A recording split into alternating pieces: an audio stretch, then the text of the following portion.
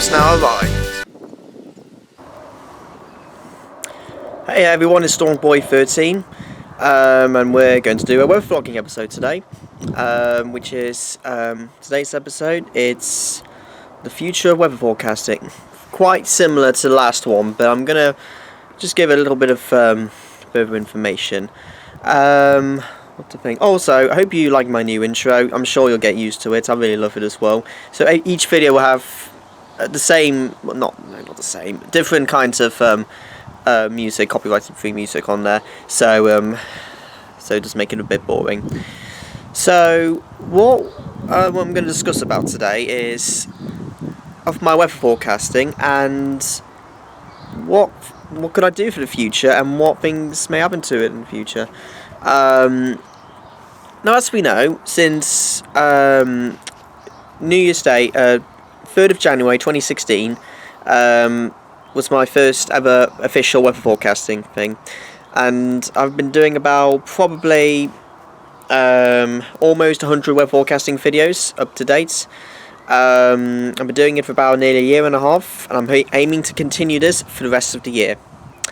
Now, I know we're only nearly halfway through the year, we're only in June, but I'm going to have some plans already of what 2018 could bring for me into my channel. Now, we know by September time, I might make my decision by then, but I probably might ask you guys what you want to do, what you want me to do for the future. So yes, my initial aim is to continue my web forecasting videos for the rest of 2017. There might be a couple of Sundays which I might not be able to do it. I'll explain that later on in this video. But yes, around September time, I'm going to ask you if you want me to continue doing my web forecasting videos. That's a long way off yet, so no need to comment on there until when we get to around September. I will find a date for that soon. But as you also know, with weather forecasting, I have mentioned this before, you can't always be right. 90% of the time, you're never spot on. I mean, with like predicting data and what things to come for the weather, you're mainly predicting things. I mean, like with some scientists or analysts, I don't know what we call them, but they generally go on computers, they collect data from around the world or something, and they predict what it could bring with the weather, with the jet stream changes, how much pressure there could be, when will it fall, when it rise, and whereabouts will rain fall, all this kind of stuff. It's never an easy job, and I know about that with weather. It's actually one of the most hardest jobs you have to do to get this right all together, because when you do a weather forecasting video, you could be speaking out to millions of people on TV, depending if it's natural news or it's global news, and with terms of weather as well. I mean, the thing is, you can't really mess up that much, and you've got to be honest as well when you do your weather forecasting, saying there's always gives uncertainty, and especially in the longer range of outlook, you're never that certain, and even I'm never that certain of what the future will bring. I'm not always that certain what tomorrow may bring. I know it's forecast a mostly cloudy day with some sunny spells from time to time, but I'm never going to predict what time the sun will come out or what time temperatures will reach 20 Celsius potentially. That's not possible to predict that stuff. But the main message is if you were to do weather forecasting in the future, you just got to be prepared for anything. Anything can change in just a snap like that. And I think, eventually we could get supercomputers in the future. I don't know when. I think it was just a rumour or something. I might have heard it on a news or book or something, that they said that they're going to get more accurate weather forecasters by getting these new supercomputers. I honestly don't know. I never even heard about them. I haven't even heard them being on the news, so it might have just been a rumour. Now come with me. I'm going to discuss a bit about the weather forecasting thing, if it's up on there on BBC Weather Watchers.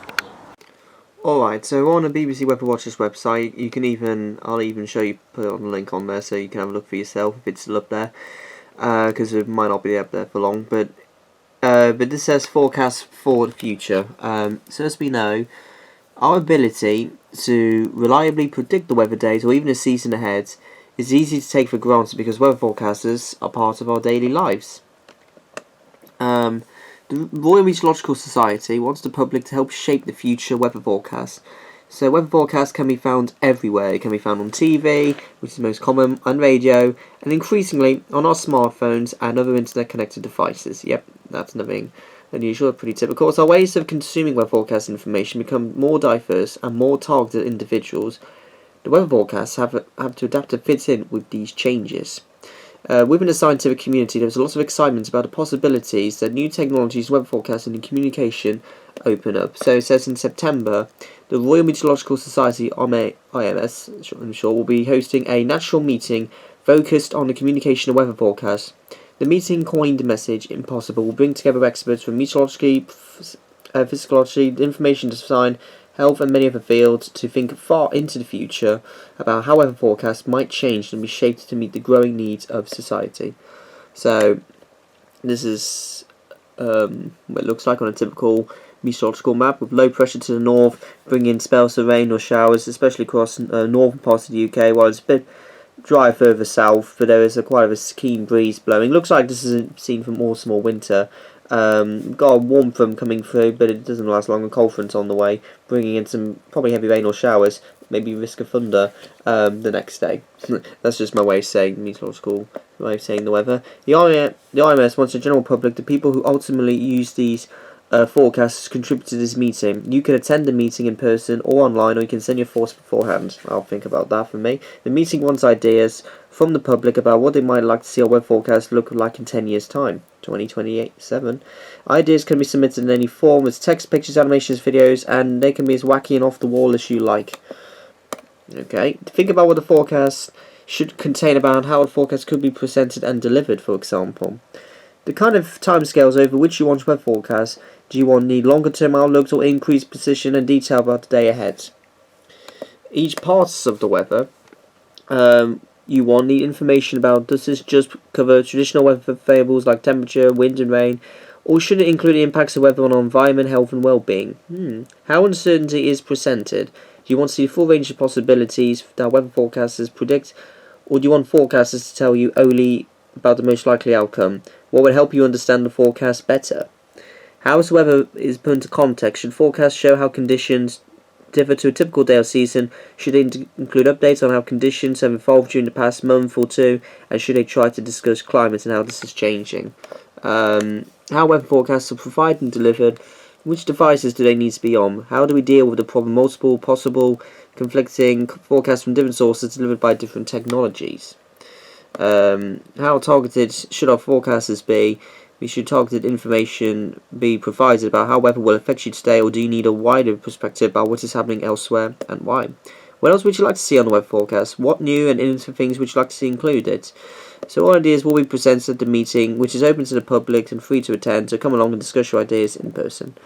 The most innovative ideas received is judged by the panel of expert speakers will receive a 2018 Royal Meteorological Society calendar, and some of them will be included in a future article in the journal Weather. So it's time to get creative, think about the future of our forecast. Is this really a message impossible, or can a bit of lateral thinking make a real difference to the way we talk and think about one of our natural obsessions?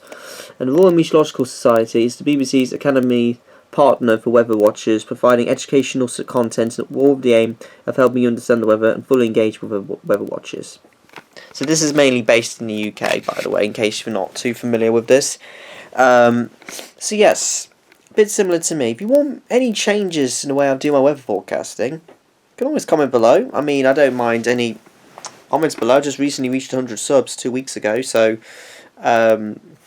you have your rights to say on this video. So what would you want? Would you think I've done a really good job forecasting the weather? Do I need to forecast it slightly differently, focus on maybe the most likely outcomes rather than just the general 5 days of the weather? It's your call, guys. So this weather vlogging thing is just mainly about weather forecasting, what changes could I make, and what the future may hold. So this should be interesting. So we'll find out in 3 months' time what may happen for the future. Alright, I'm going to close the video off. Yeah, last week barely uploaded a video, so I'm going to try and just make up for it this week. So there might be quite a few possibly, because tomorrow I'm going to try and upload a gardening one. Good growing weather one.